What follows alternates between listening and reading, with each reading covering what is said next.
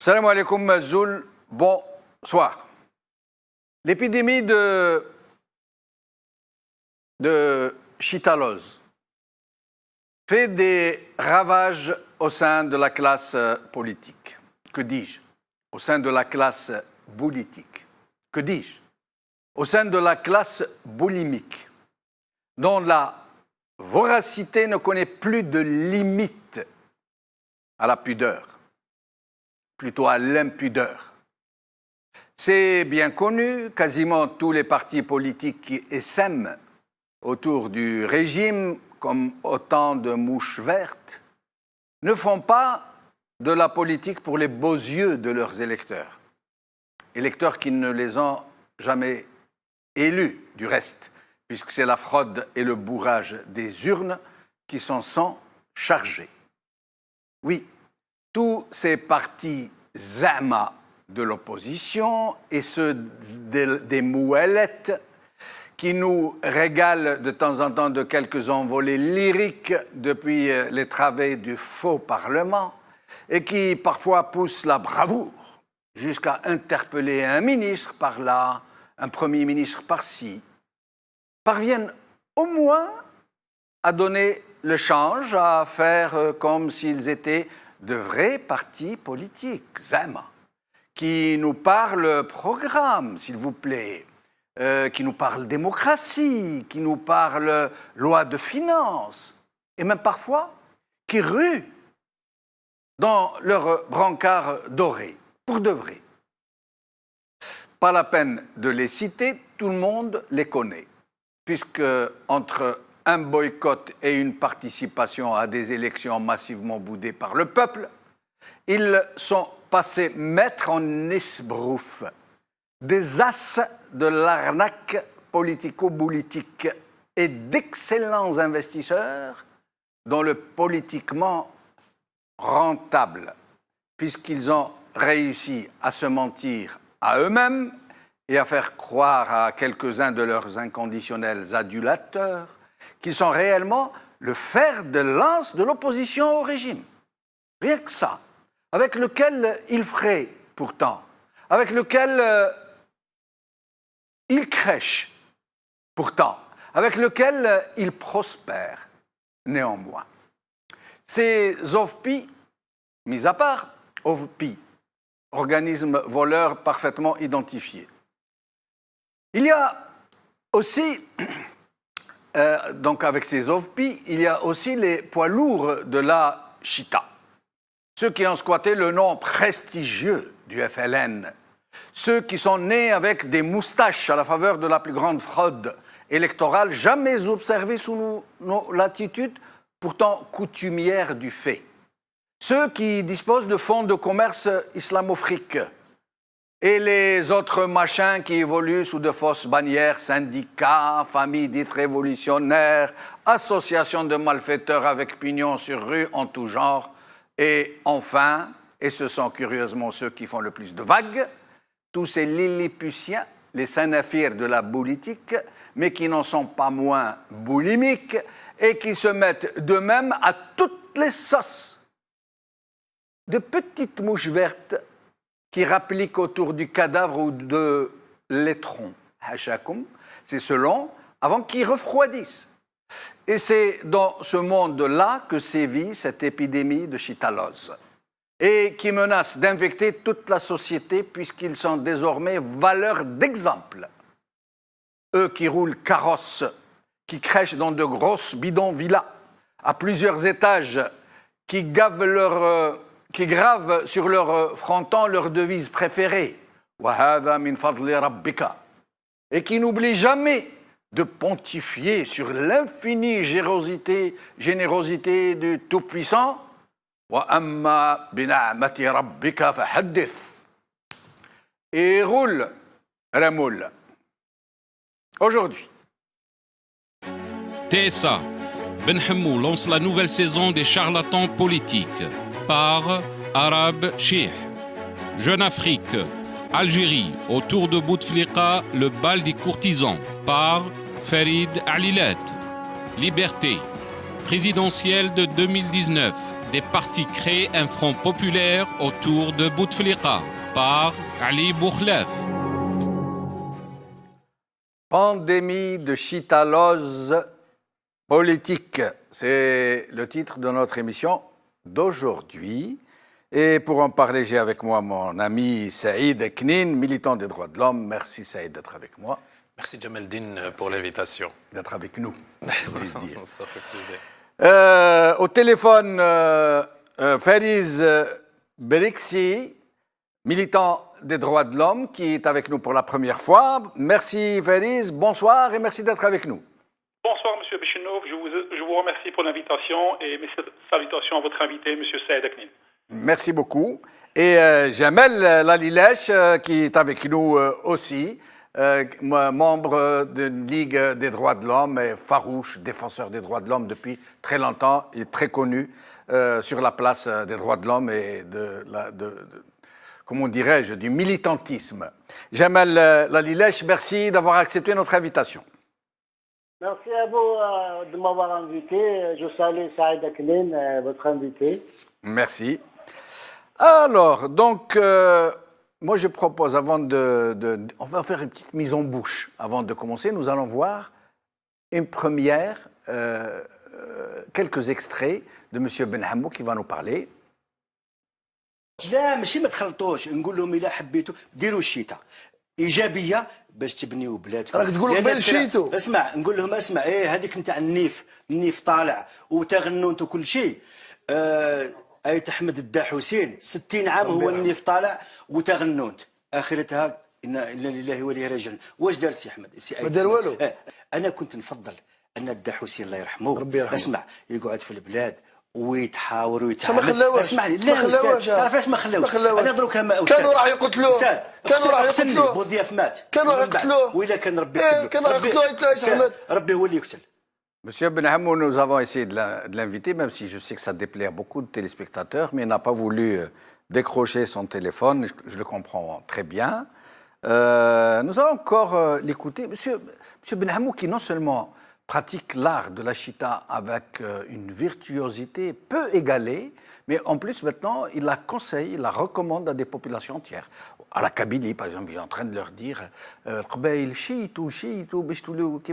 alors que Tlemcen, même chiatin Tlemcen. D'ailleurs, Fariz Beriksi, qui est avec nous aujourd'hui, est de Tlemcen, et il va lui répondre, j'espère. Mais nous allons encore l'écouter. غادي نقول لك يا استاذ باش تنقلها وينقلوها على المباشر. بوتفليقه يترشح للعهده الخامسه. يرشحوه للعهده الخامسه. والله يرشحوه. سميها كي تبغي. يرشحوه للعهده الخامسه. لوجيتي تروح معاه، اليانفه تروح معاه، الفلاحين يروحوا معاه، الجيش يروح معاه، البوليسيه يروحوا معاه، الجدرميه يروحوا معاه، يعني البومبيه يروحوا معاه، هذا كما نقول سميهم كما تحب، هادو قريب 2 ملايين 3 يروحوا معاه. هذا تسليم مشعل. اسمح لي يا استاذ، احنا في ديمقراطيه. هذا تسليم مشعل.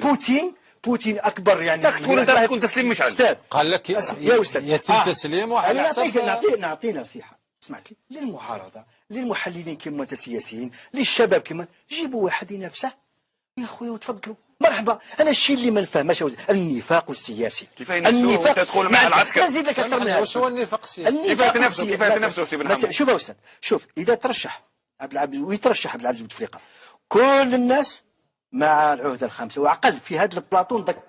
Fariz Beriksi, vous qui êtes de Tlemcen, une famille très connue, d'ailleurs très respectée, les Beriksi, je connais même une partie de leur histoire.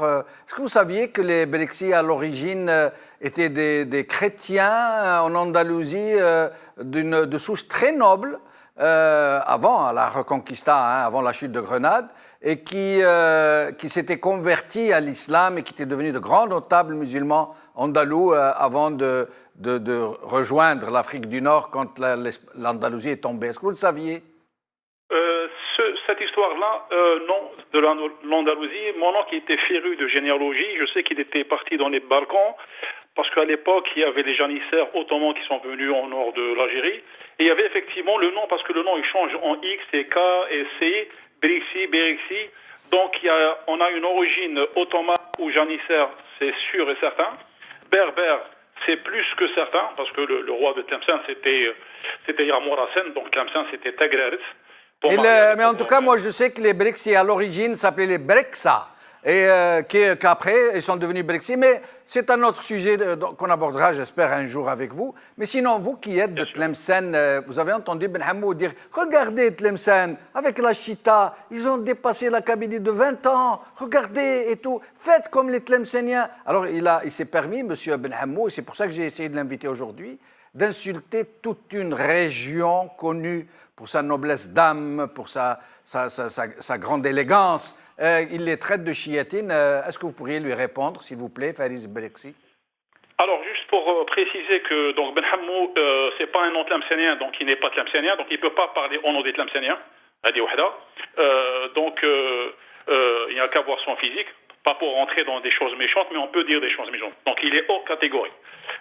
Comme Bouteflika, qui n'est pas tlemcenien. Alors, il s'attire le nom tlemcenien pour se donner une aura. Les Tlemceniens ont boycotté Bouteflika lorsqu'il a fait sa visite avec Yazid Zerhani, l'ancien ministre de l'Intérieur. Il a dit ce mot-là.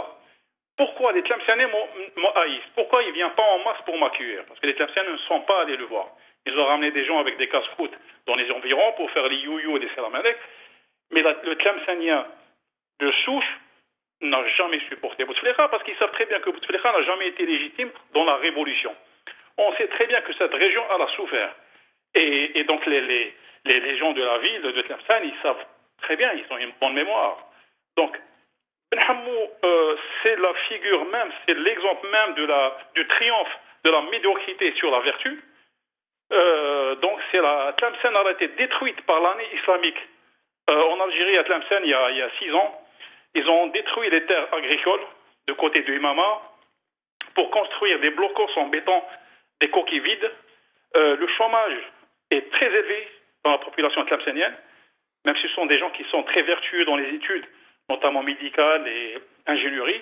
Et comme tous les Algériens des 48 wilayas, ils traversent la Méditerranée dans des moyens, par un visa, etc. Donc, et ils partagent la même souffrance que tous leurs frères du territoire algérien sur les 48 wilayas. Donc il ne faut pas croire que les Tlemceniens s'en sortent, comme il dit M. Ben Hammou. C'est faux, archi faux, je signe, je persiste. Il y a un chômage endémique. Et Tlemcen a été détruite. Tlemcen a été détruite par Bouteflika, je pense par vengeance, j'en suis sûr et certain.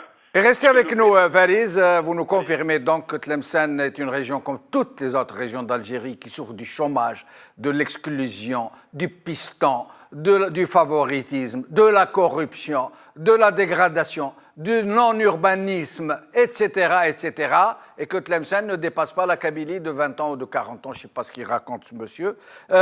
Jamal Lalilech, le même monsieur nous dit que Bouteflika va être élu, alors il décide lui, par la police, par l'armée, par les pompiers, par je sais qui, et par le peuple algérien.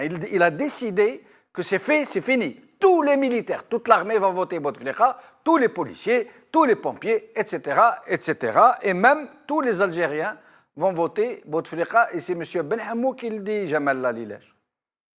Oui, avec quelques 3 ou 4% qui vont se rendre aux urnes. Pour ne pas trop nous attarder sur ce sujet-là. Notre sujet aujourd'hui, c'est le chita, le larbinisme. C'est un concept très ancien qui a toujours existé d'ailleurs, et ça a commencé par les esclaves noirs il y avait des esclaves noirs qui travaillaient dans les champs et d'autres qui travaillaient chez leur maître et qui mangeaient les restes de ce que laissaient les maîtres. House Negroes et Field Negroes, comme ils disent, je crois. Voilà. Oui. Alors, sur l'arbin à l'intérieur des maisons, il défendait le maître même quand il s'agissait de sa liberté. Donc, il pouvait vendre sa liberté pour les restes des repas ou les restes des vêtements qu'il leur offrait. Il pouvait vendre ses amis, ses confrères qui préparaient par exemple une révolte. Il allait très vite chez le maître pour l'avertir, lui dire voilà, il y a une révolte. Et pourtant, cette révolte-là reviendrait pour lui à acquérir à s'affranchir de tout ça. Ce que nous faisons nous aujourd'hui, on essaye d'affranchir ce peuple de cet esclavagisme, et des gens comme celui-là, c'est des fervents défenseurs de l'esclavagisme. C'est des esclaves des temps modernes. Mais Jamel Lalilech, nous n'allons pas cacher le soleil avec un tamis, comme on dit chez nous, mais ça a toujours existé, Chita. Mais pas comme ça. Les gens se cachaient, ils en avaient honte, ils essayaient de ne pas trop faire voir. Dès qu'ils voyaient quelqu'un l'observer, ils arrêtent de faire la chita. Maintenant, non seulement ils la font, ils la recommandent aux autres et ils s'en vantent dans les plateaux de télé, dans les discours, et ils sont applaudis. Vous avez vu Ould Abbas, quand il se permet une prestation de chita, comment il est applaudi? Bah oui, bien sûr. De toute manière, maintenant, c'est la course à la chita, c'est la course au plus, à celui qui brosse le plus. Parce que, attention, hormis ces chiatines-là qu'on avait connus déjà, Ammar Ben Younes, ou Saïd Saadi, Khalid Atoumi, etc., ceux qui ont été grassement récompensés, ils l'ont été parce qu'ils avaient quand même pu gêner l'opposition d'Aït Ahmed, par exemple, en Kabylie, ou bien pour les islamistes, l'opposition du fils.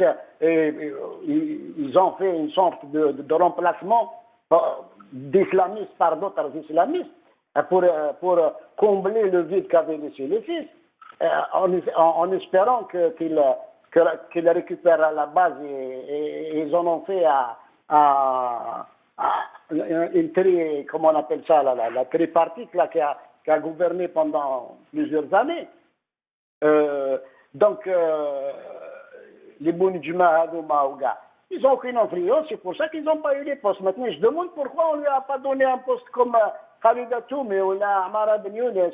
Mais c'est pas la même envergure. C'est pas la même envergure. Mais eux sont qualifiés de Sanafir. Sanafir, les Lilliputiens. Oui, c'est fait pour les minables de toute manière. Cette servilité, cette servitude, c'est pour les minables. Et l'envergure, ils n'en ont pas de toute manière, que ceux qui ont eu des postes ministériels ou non. Celui-là, il n'a pas d'influence sur une région ou la pour pouvoir aspirer à être récompensé grassement comme l'ont été. C'est ce que j'ai cité avant, les Bounjuma ou les Ben Hammou, les Touati. Aucune influence sur le terrain. Ils ne pourront pas réunir 20 personnes si des fois ils appelaient à c'est pour ça qu'ils n'ont pas été récompensés. Bon. Nous, Yahya, par exemple, ou Sellal qui a justement, en parlant de maladie, la cellulose zootomique, moi j'ai appelé. Ils ont tous pris la cellulose, la cellulose qui vient du zootomique, c'est-à-dire c'est animal. C'est une maladie qui a touché presque toute la classe politique. Ce sont aussi des larbins, hein, Douma, où Yahya, pour être Premier ministre, c'est le plus grand chiite. Ça veut dire la chitalose, là, vraiment, j'ai bien fait de choisir ce titre. C'est une pandémie, c'est pas une épidémie. Ouais. Exactement. Mais restez avec nous. Jamel Lalilech, je reviens à vous. Saïd Aknin, avant de vous donner la parole, nous allons voir M. Ben Hammou nous dire, très franchement, moi je l'aime bien cet homme. Pourquoi? Parce qu'il dit les choses. Même si c'est le roi de la chita en Algérie, et qu'il s'en revendique, mais il dit des choses vraies. Écoutez-le. ونهار اللي كانت الناس تخبى في ديارها الإدارة هي اللي كانت واقفة للإرهاب والإدارة هي اللي مع العسكر هي اللي على sauver l'Algérie. Donc rendons un honneur au moins à l'administration. Arrêtons d'insulter l'administration. هذا مش مواجبنا. احنا كنواب ما كناش في الواجهة. احنا كنواب وخاصة في الأحزاب الكبرى جينا بار كوطا باسكو كاين اللي هنا avec الاحترام و j'ai envie de dégueuler aujourd'hui كاين اللي هنا راه موجود معنا في ليميسيكل اللي مرته وما تفوتيش عليه وكان ماشي الكوطه كاين بعض المسؤولين كبار وبعض الوزراء لو كان ماشي الكوطه ولو كان ماشي الاداره ما يوصلوش للبرلمان ولهذا arrêtons d'insulter l'administration je ne défends pas l'administration. Alors il nous dit en substance soyons francs, nous comme députés, nous ne sommes pas là parce que nous avons été élus par le peuple. Nous sommes là parce que nous avons été désignés par des quotas. Et il y a beaucoup de responsables et de gens qui sont aujourd'hui, de ministres et tout, qui sont devenus députés. Si ce n'était pas les quotas, même leurs propres épouses ne les auraient pas élus. Et il le dit comme ça, publiquement. Exact. Alors. Encore une fois, merci pour l'invitation. Je suis vraiment heureux de faire le même plateau, ou sinon de débattre avec mon frère Fariz, que je respecte énormément. Il a des qualités qui sont rares de nos jours. Oui, en effet. Et aussi avec Jamel, qui a une constance. Monsieur Lalilèche, qui a une constance. Et la constance et des convictions. Et depuis maintenant des années et des années. Il est constant dans ses convictions. Je n'omettrai pas de saluer les téléspectateurs qui, sans eux, sans qu'on fasse ce travail de dissidence des consciences, on ne serait pas là. Parce que nous ne sommes pas frappés par aucun intérêt, aucune voracité, si ce n'est celle de l'amour de la patrie et de l'amour du peuple. Avant que j'entame mon intervention, j'aimerais bien, parce que il y a des hommes, quand on prononce leur nom et prénom, il faut faire des ablations à sa bouche. Des ablutions. Des ablutions à sa bouche. La grandeur de certains hommes. Tenez. Non, allez-y, chez l'Infomouk, ça. Comme ça, voilà, d'accord. Monsieur Hussein Ahmed, paix à son âme, est un grand homme. Il n'avait pas besoin d'aplaventrisme. Il n'a pas besoin d'asservissement. Il n'a pas besoin de chita. Et eux, ils ont dépassé le stade de chita. Que les familles, que les téléspectateurs m'excusent une expression que je n'ai pas l'habitude d'utiliser. Ils sont en train de faire dans la prostitution politique. Non pas simplement dans un trottoir, mais dans de grands boulevards. Ces boulevards sont jonchés par la petitesse de leurs esprits et la voracité de leurs intérêts personnels. Je ne parle pas de l'insignifiance. Si vous avez remarqué, j'ai bouché mes oreilles. Je n'étais pas là pour écouter un érudit. Je n'étais pas là pour écouter un programme politique, mais des sottises, des incohérences, des aberrations, un non-sens, un vide sidéral. Qui cette insignifiance, multipliée par le vide ouïssant, ça ne donnerait que leur néant. C'est du néant. Et d'ailleurs, ils font autant d'agitation, autant de bruit, parce qu'ils ne représentent absolument rien et ils demandent des restes. Ils demandent... Vous parlez des petits Sanafir là, qui sont dans les Benhamou... Petit est un qualificatif. Oui. C'est de l'insignifiance. Maintenant, qu'est-ce qui a fait aujourd'hui... Si vous vous rappelez, on a fait une même émission qu'on avait appelée la Chitalos. Oui. J'avais parlé du diplôme commun qu'on allait l'obtenir. Aujourd'hui, je vais parler de la typologie. Parce qu'il y a de l'insignifiance, c'est clair, c'est net, c'est de la prostitution politique, tout le monde voit, mais il y a aussi celle qui est cachée. Et celle qui est cachée, c'est la plus grave aujourd'hui. C'est l'opposition organique. C'est ceux qui ont cautionné des coups d'État. C'est ceux qui sont prêts à vendre leurs âmes pour un lopin de terrain. Et je ne sais pas quoi. Et aussi, c'est de donner la possibilité à ce régime d'avoir une virginité politique. Et je m'explique. Quand on est dans une assemblée nationale, et là je ne parle pas de structure, je parle des administrations. Les administrations aujourd'hui d'un certain parti politique ont trahi leur base, ont trahi l'héritage des grandes personnes qui ont donné leur vie pour ces partis politiques. Ils ont trahi, la dignité et l'honneur avec lesquels sont bâtis ces partis. Parce que donner la possibilité à ce régime d'avoir une façade démocratique et de parler et de faire sa chita, parce que dans leur chita, si tu permets, je vais juste ouvrir une parenthèse, il y a aussi la chita du régime vis-à-vis des chancelleries étrangères. Et nous avons vu un livre qui vient d'être publié, Le Soleil, ne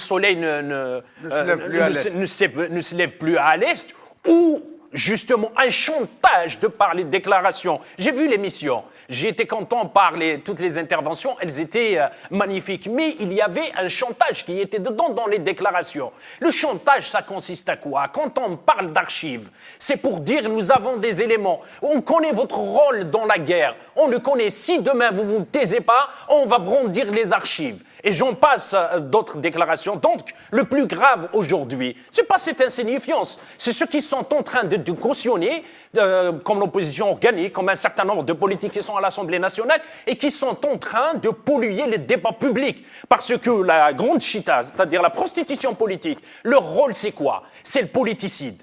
L'assassinat du politique et de la politique, la pollution du débat public, la pollution Et l'autre, justement, c'est de brouiller des pistes, de rendre la problématique invisible et illisible. Et nous allons y revenir. Fariz Beriksi, avant de vous poser une question précise, nous allons encore voir M. Benhamou dans ses œuvres, qu'il a, comme on dit, il se découvre comme il est réellement et il dit qu'il veut maintenant négocier les parts de gâteau qu'il doit avoir avant d'aller vers les présidentielles. C'est-à-dire qu'il ne soutiendra Bouteflika que lorsqu'on lui aura assuré qu'il aura sa part. Nous allons le voir. لأنه الآن ونحن نقود مجموعة 15 نفس الكلام يقال قال معليش احنا نتكتل ونكون فضاء سياسي احنا سميناها مجموعة الاستمرارية احنا مع رئيس الجمهورية مع أمن واستقرار الجزائر ولكن من بعد هاي الجزائر أمنة ومستقرة احنا فوتنا الانتخابات الرئاسية ولكن ما محلنا من الإعراب نحن نريد أن نكون شركاء في العمل السياسي كما قال أخي الدكتور حتى وقت الرسول صلى الله عليه وسلم لما تنتهي الحروب ونحن لسنا بحرب مع بعضنا بعض ولكن نحن مع حرب ضد الإرهاب ضد يعني التدخلات من الخارج ضد يعني كل ما يريد أن يمس الجزائر ولكن هاي انتهت الرئاسيات هاي انتهت يعني المحطات هذه الانتخابية ما محلنا من الإعراب الرسول كان يوزع الغنائم حتى احنا نريد الآن أن نكون شركاء بالمعنى الكامل. Fariz Beriksi, clairement, M. Benhamou dit oui, d'accord, nous allons aller vers les présidentielles, nous allons aider le président à sortir et tout, mais oui, et nous, qu'est-ce que vous allez nous donner? Nous voulons... il parle de butin, comme du temps du prophète, dit-il, à la fin de la guerre, le prophète distribuait les parts de butin à chacun. Et il demande à ce que lui, on lui dise quelle sera sa part de butin, et il le dit dans un discours public qui a été relayé par des chaînes de télévision, Fariz Beriksi. Absolument. Permettez-moi juste de rendre l'hommage et le compliment à mon ami Saïd Aklin, qui est un grand homme avec un grand H. Pour revenir à cette personne, je pense qu'on va pas lui donner trop d'importance autant que personnage, parce que lui, c'est la caricature même de la politique. La politique, c'est un engagement, c'est pas un métier. Eux, ils en font un métier. Qu'est-ce qu'il peut faire Benhamou ou Ammar Ben Younes ou Ammar Roul avec leur métier? Rien. Donc, être dans le cercle proche des centres de décision permet de recevoir des miettes, c'est-à-dire chef daïra ou peut-être Wali, etc. De toute façon, tout est possible. On en a vu. Benhamou, il a eu 3 ou 4 sièges de députés. Et ça, c'est un cadeau du RND. C'est un cadeau de Ouihia. Ouais. Les gens qui sont impliqués dans la politique, ils savent de quoi je parle. On lui a donné, genre, tais-toi, merci. Bien sûr, on lui a donné, on leur a donné à tous. Il n'est pas le seul. Absolument. Tous ceux qui sont au Parlement, à part quelques rares exceptions, n'ont pas été élus. On le sait très bien. Exactement. Quelle est leur valeur ajoutée sur le terrain, ces gens-là? Est-ce qu'il a parlé de l'affaire Khalifa? Est-ce qu'il a parlé du tabassage des étudiants? Est-ce qu'il a parlé du choléra? Est-ce qu'il s'est enquéri de la situation de la veuve et de l'orphelin? du niveau de vie des Algériens, de la pollution, des haragas? Est-ce qu'il parle de dinars qui est en train d'être imprimés à plus de 36 milliards de dollars en même pas 6 mois? Est-ce qu'il parle du futur énergétique algérien? Est-ce qu'il parle de la géostratégie dans la région et le danger qui nous entoure? Non, tous ces gens font que des louanges. On est en plein fable de La Fontaine. C'est le corbeau et le renard. Donc, au plus, celui qui fait le plus de zèle, plus de lèche, en attendant quelques miettes qui vont tomber dans leur ventre. Lui, il parle de Del Hussein. Tu sais, ces gens-là, ils ont la gloire éphémère, mais la décadence éternelle. On ne parle pas d'un grand temps. Mais Fariz Beliksi, pourquoi est-ce que nous focalisons tous sur les Ben Hammou et les Sanafir qui l'accompagnent, hein, ces 15 petits partis qui sont agglomérés, et encore tous agglomérés, nous le savons très bien, ils ne seraient pas capables de faire sortir 3000 personnes dans la rue. Nous focalisons tous sur ces gens. Mais ils ne sont pas les seuls à pratiquer la chita. Ils sont peut-être les seuls à la pratiquer de façon aussi grossière, aussi visible, aussi évidente. Mais les autres partis qui sont soi-disant dans l'opposition ou qui sont dans les moellettes des gros partis comme le FLN, le RND, TEJ, ils sont tout autant dans la chita, à leur manière, à leur façon, même s'ils font semblant de temps en temps de dénoncer, mais on sait très bien. Et d'ailleurs, et pour cause, on ne donne pas des sièges de députés à des partis politiques comme ça, juste pour leurs beaux yeux. Donc pourquoi est-ce qu'on ne parle pas de ces grands, soi-disant, de ces grandes formations, relativement grandes, qui ne font pas de chita aussi ouverte que celle de M. Ben Hammou, mais qui n'en sont pas moins dans la même dynamique? Grâce à votre émission de Maghrébia, Djamaldil, les invités en parlent justement. On décortique assez souvent dans vos émissions le rôle de Ouihya, comment il a été créé. Ouihya, c'est une création en 96, c'est un Frankenstein. C'est un FLN né avec moustache. Il a eu 200 sièges en même pas un mois. Tout le monde connaît Ammar Ghoul, quand il était ministre des Travaux publics, du transport, l'affaire autoroute Est-Ouest. Il a été récompensé par un siège au Sénat, c'est-à-dire immunité. On parle de Cheikh Ibrahim qui est lavé comme une machine à laver dans toutes les aouïas d'Algérie, de Meddelsi qui dit je suis pas intelligent, il a été humilié par le ministre des Affaires étrangères du Qatar. On est la risée du monde actuellement. Nous, on est en train de parler de ces gens-là parce qu'ils font la une dans les journaux affiliés au pouvoir, dans les télé poubelles. On parle que de ces gens-là, comme quoi c'était... quel niveau ils ont? C'est-à-dire, quand je vois, moi, je m'arrache les cheveux. Mais ils nous font honte. J'ai envie juste de le dire. Taisez-vous.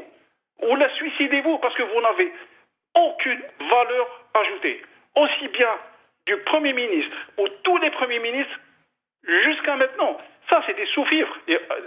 Là, on va l'oublier dans 2 semaines, 3 semaines, il sera oublié, le Karama. Karama, il doit changer de nom. Karama, ça veut dire dignité. De quelle dignité on en parle?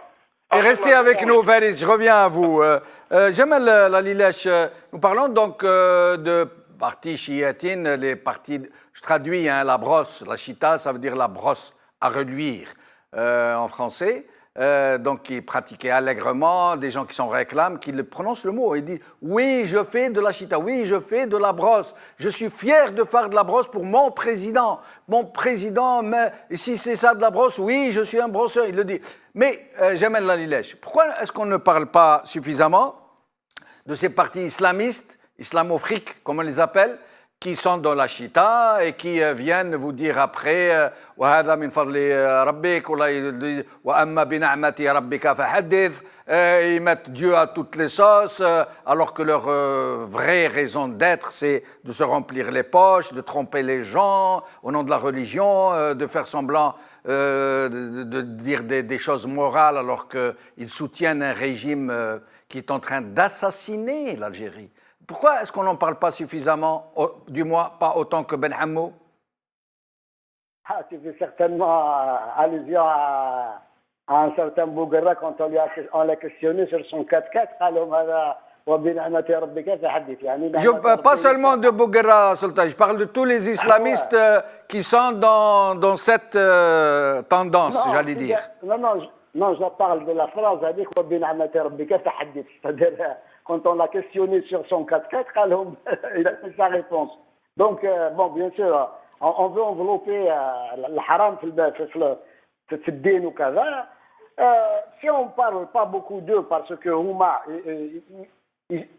bon, ils ne se font pas entendre beaucoup parce qu'ils connaissent les rouages, ils connaissent les entrées et les sorties, ils obtiennent et ils sont bien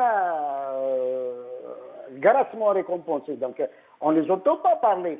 Ils travaillent dans la discrétion. Maintenant, ils font presque partie du système. Parce que si on parle de notre engagement politique, Jamal, si tu veux me laisser un petit moment pour avancer une petite idée. Notre engagement politique, à moi ainsi que Saïd, ainsi que toi et tous les amis qui interviennent, notre engagement politique, il nous a été imposé par la nécessité des circonstances à l'état de grave crise que vit notre pays. Nous ne sommes pas des politiciens en réalité. Nous sommes venus, nous ne sommes pas des professionnels de la politique, mais nous sommes engagés politiquement. Par nécessité, nous ne voyons pas ou nous ne considérons pas que l'engagement politique comme une valeur qui va nous faire grimper les échelles sociales.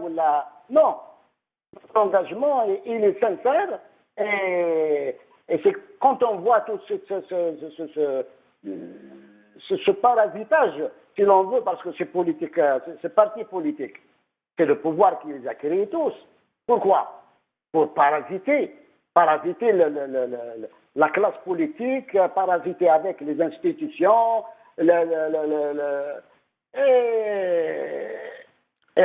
servir de façade démocratique, faire diversion. Oui, mais pourquoi, Jamel Lalilech, pourquoi est-ce qu'on n'appelle pas les choses par leur nom?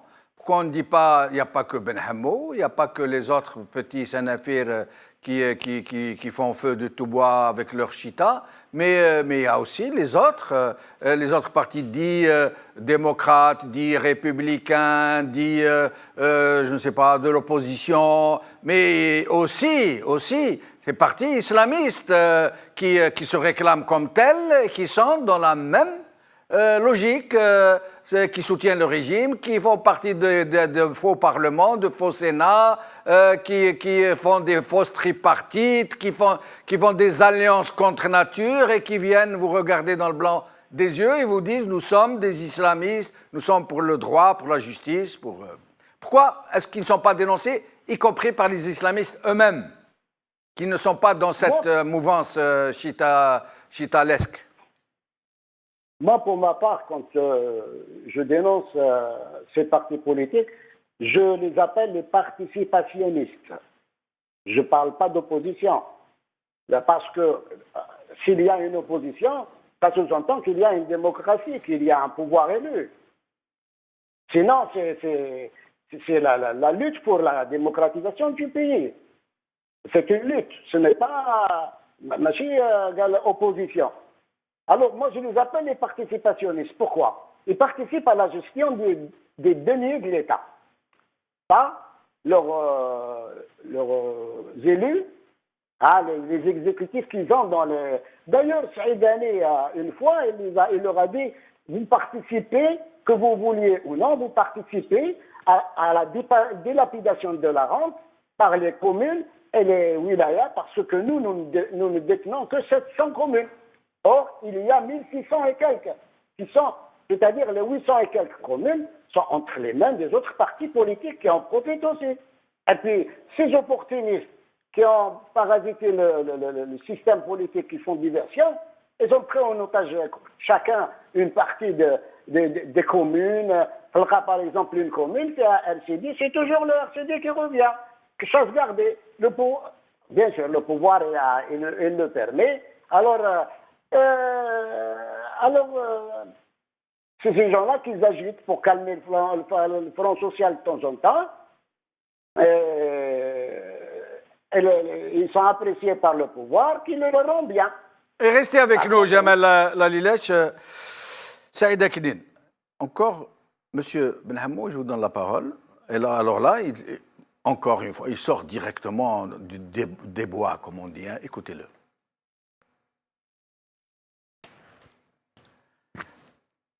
ماشي قال يبقى على خير انتم جمعيه عاونتونا بارك الله فيك نو مسيو نو سوم دي بارتي بوليتيك اي سي بور لالجيري كو نو ترافايون بصح ماذا بينا غدوه هاي جايه الانتخابات تاع السيناء علاه تهمش يعني واحد اطار مستوى تهمشوا بطريقه او اخرى، ومن بعد في الانتخابات يقول لي عاوننا نتعاونوا كاع. لا، الجزائر نتعاونوا عليها كاع، بصح عاود التمر نتاعها ناكلوه كاع.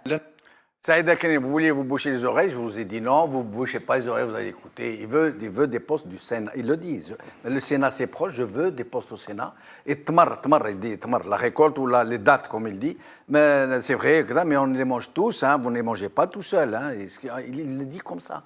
Il parle en termes, on ne peut pas plus d'une façon, on ne peut pas plus vénale. C'est Djemeldine. Oui. Je ne suis pas psychologue, je ne suis pas psychanalyste. Et je suis très très loin d'être vétérinaire.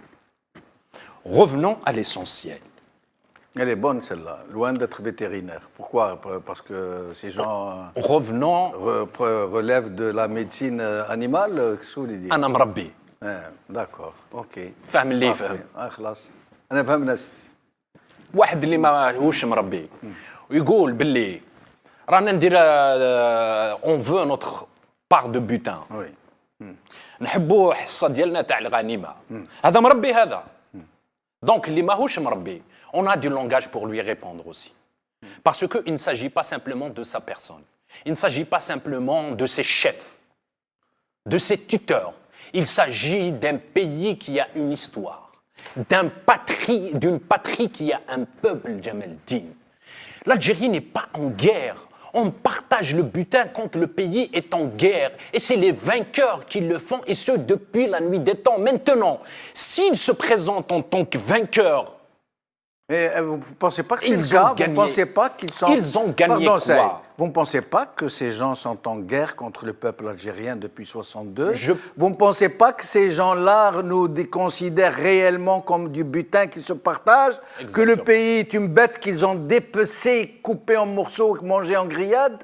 Mais c'est le cas. Exactement. C'est le cas. Sauf que lui, pourquoi je l'aime bien? Parce qu'il dit les choses. Ce qu'ils ne disent pas, eux, ils te parlent du Chouhada, Moujahidine, Al-Thawra. Mais lui, il dit des choses, lui. Lui, il veut sa part du butin. Il dit les choses comme elles sont et il est honnête à sa façon. Je m'abstiens d'un certain nombre de qualificatifs, et surtout quand, dans un pays, moi je demanderais illico presto à ce qu'une commission d'enquête travaille sur les biens de ceux qui s'expriment avec une telle vitesse, que ce soit dans le 8e arrondissement à Paris, que ce soit au pays, que ce soit à leur nom ou au nom de leurs enfants. D'accord. Et de sa fille, de leur fille. Donc, revenons à l'essentiel. Je voulais dire que mener une guerre, le pays, en effet, vit une situation où le peuple a subi, dans les années 90, le terrorisme sécuritaire. Dans les années 2000, il a subi le terrorisme économique, associé au terrorisme politique. Voici le véritable terrorisme contre lequel il faut lutter. Mais il faut choisir son camp. Soit on est dans le camp des terroristes, soit on est dans le camp du peuple. Ces gens-là, est-ce qu'ils se sont révoltés? Parce que ça, c'est une forme de terrorisme quand les médecins sont dans la rue et qu'on appelle la police, et qu'on prend les filles, et qu'on les livre à je ne sais pas quoi, à combien de kilomètres dans des autoroutes en prenant tous les risques. Voici le véritable terrorisme. L'autre terrorisme, c'est quand on voit 1000 milliards qui se sont volatilisés. Ça, c'est du terrorisme, Djemeldine. Ce n'est pas de nous sortir comme ça des formules, je ne sais pas de quelle bêtise il nous les sort pour nous dire que voici, nous, on est associés pour lutter contre le terrorisme. Quel terrorisme? Résiduel? Lequel terrorisme aujourd'hui? On fait face à quoi? Il y a un terrorisme, il s'appelle un terrorisme d'État. Il y a un bourreau, il s'appelle le système qui est incarné par la présidence, par le commandement militaire, par la mafia, par les insignifiants là, qui ne représentent absolument rien. Voici ce que subit le peuple. Maintenant, ils font de l'agitation. Pourquoi? Parce qu'effectivement, il y a la rente qui se contracte. Elle se contracte. Et quand elle se contracte, la rente, il y a l'agitation dans tous les sens pour qu'ils puissent avoir leur part. Mais cette part-là, c'est des billets tachetés de sang des Algériens. Et quand vous dites ce que subit le peuple, effectivement, moi je crois que le peuple algérien, comme vous le décrivez si bien, est en train de subir un véritable encerclement. Et ils ont tout, par exemple le FLN, le prestigieux FLN, ce parti politique, ce front de tous les Algériens, de toutes les mouvances ou sensibilités politiques du pays, qui a libéré le pays, qui est aujourd'hui sous la coupe d'un Ould Abbas, vous imaginez. Et le RND qu'ils ont sorti du chapeau, mais pas seulement. Même le plus grand syndicat, le syndicat historique de l'Algérie, l'UGTA de Aïssa Tidir. Regardez ce qu'ils en ont fait et je reviens à vous. Regardez.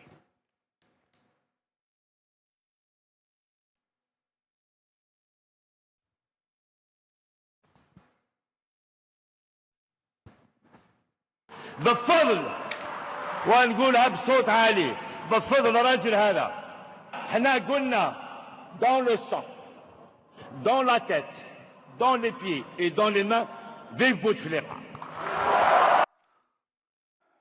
Voilà, donc l'UJTA, vous avez vu le secrétaire général de l'UJTA, M. Sidi Saïd, comment il parle.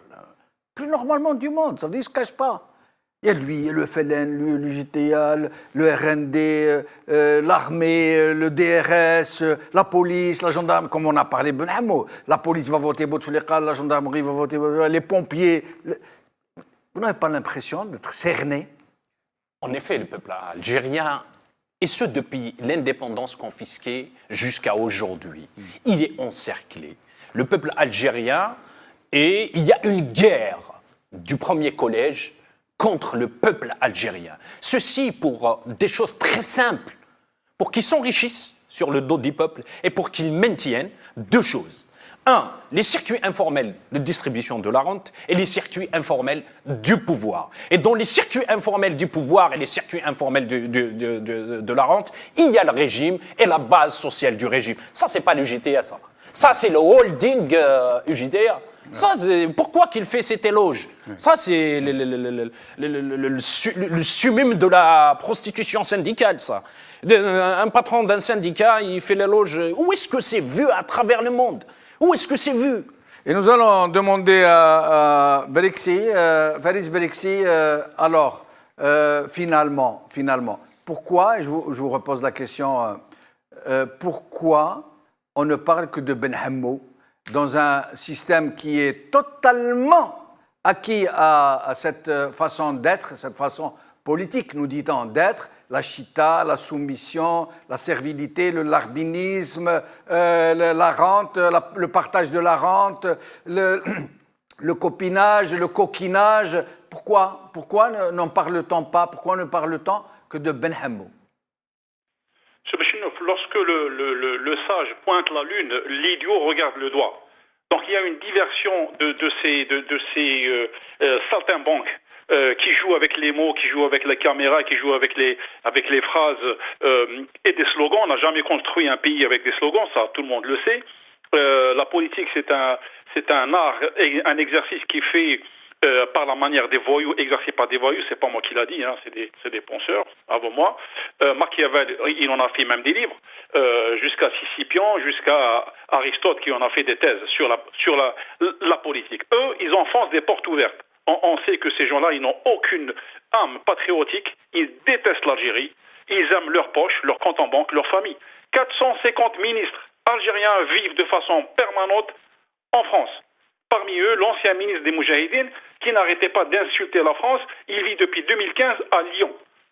Donc, je voudrais demander aux gens de Mascara de demander des comptes au chef directeur de campagne de Bouteflika en 2013, M. Sillal, qui a dit aux gens de Mascara, je vais rendre votre région la Nouvelle-Californie. Et il y avait des you, j'ai envie de dire aux Algériens, arrêtez d'avaler des couleuvres. C'est pas des gens. L'Algérie, c'est pas Ben Hammou. L'Algérie est au-dessus, elle est plus grande que Bouteflika. C'est un costume large, immense.